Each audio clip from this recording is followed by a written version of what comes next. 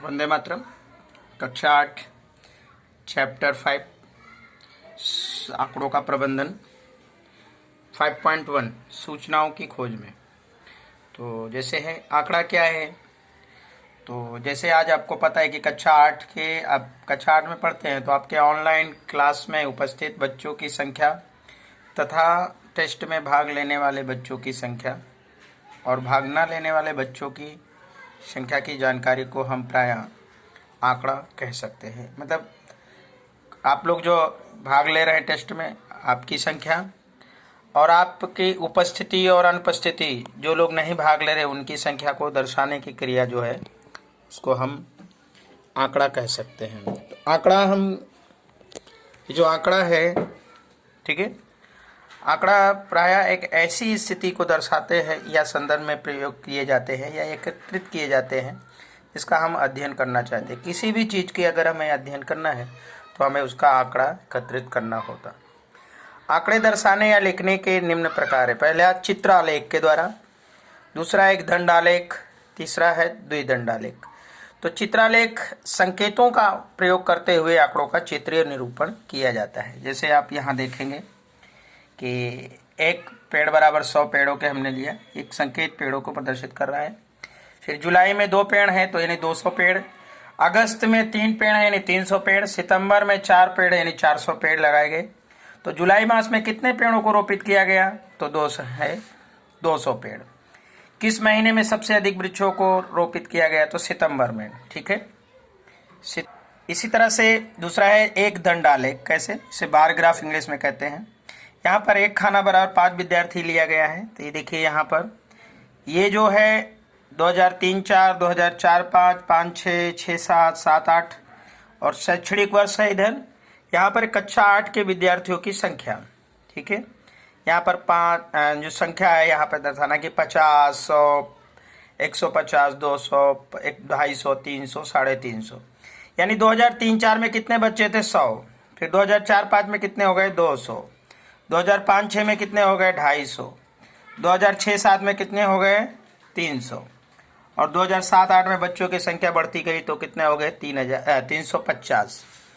तो इसके आधार पर कुछ क्वेश्चन है कि इस दंडालेख द्वारा क्या सूचना मिलती है। तो कक्षा 8 के विद्यार्थियों की संख्या तथा शैक्षणिक वर्ष यहाँ पर दर्शाया गया है, ऐसी जानकारी मिलती है, ठीक है।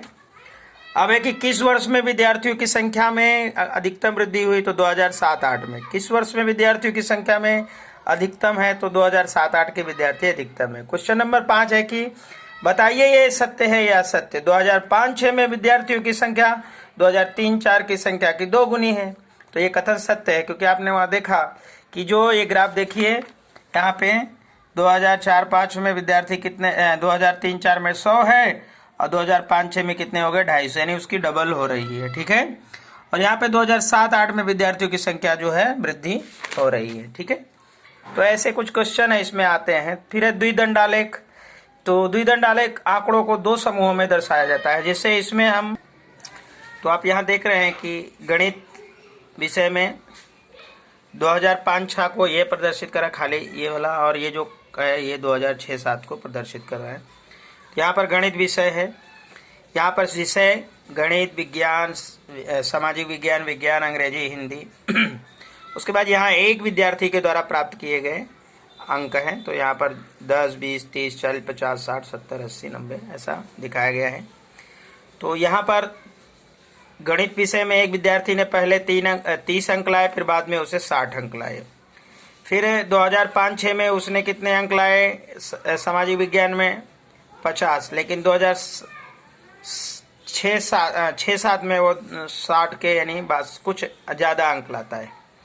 विज्ञान में भी उसने जो है 2005-6 में 50 अंक लाए, यानी 40 के ऊपर लाए, और जो है 2005-6 में वो जो है कितना अंक ला रहा है, 50 अंक।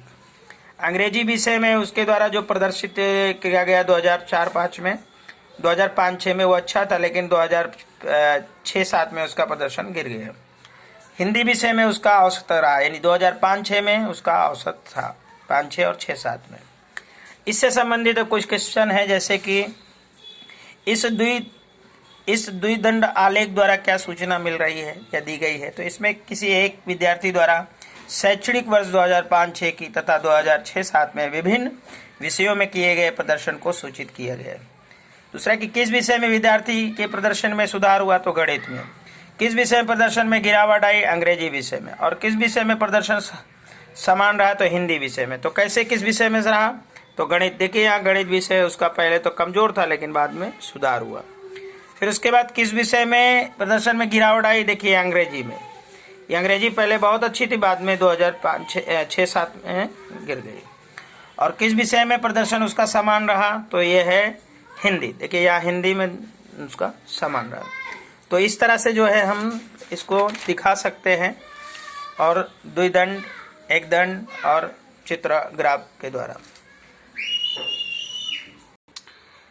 अब हम देखेंगे 5.2 जैसे आंकड़ों का संगठन, कि प्रायः हमें हेडिंग है कि आंकड़ों का संगठन। तो प्रायः हमें असंगठित आंकड़े मिलते हैं जिन्हें हम यथा प्राप्त आंकड़े कहते हैं। इन आंकड़ों को अर्थपूर्ण निष्कर्ष निकालने के लिए हमें आंकड़ों को एक क्रमबद्ध रूप में संगठित करने की जरूरत होती है। मतलब जो हमें आंकड़े मिलते हैं वो असंगठित होते हैं, उन आंकड़ों को हमें संगठित करने की जरूरत होती है।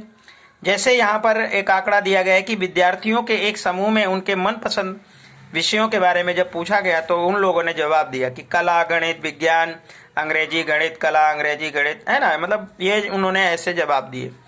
तो इसमें एक प्रश्न बन रहा है कि कौन सा विषय सबसे अधिक पसंद किया गया और कौन सा विषय सबसे कम। तो इसको संगठित करने के लिए हम यहाँ पर बारंबारता सारणी बनाएंगे, यानी जिसे हम बारंबारता बंटन सारणी कहते हैं। तो सबसे पहले यहाँ हम विषय लिखेंगे, फिर मिलान चिन्ह लिखेंगे, फिर विद्यार्थियों की संख्या या बारंबारता लिखेंगे।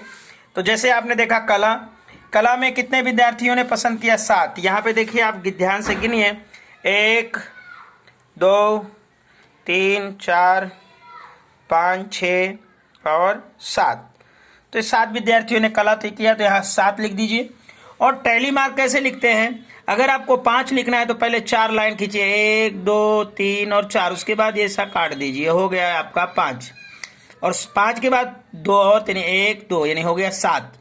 उसी तरह गणित विषय में गणित को जब यहाँ से काउंट करेंगे तो विद्यार्थी हमें मिलेंगे 5। तो 5 कैसे लिखना है? 1 2 3 4 और इसे काट दीजिए, तो हो गया ये टैली मार्क का 5।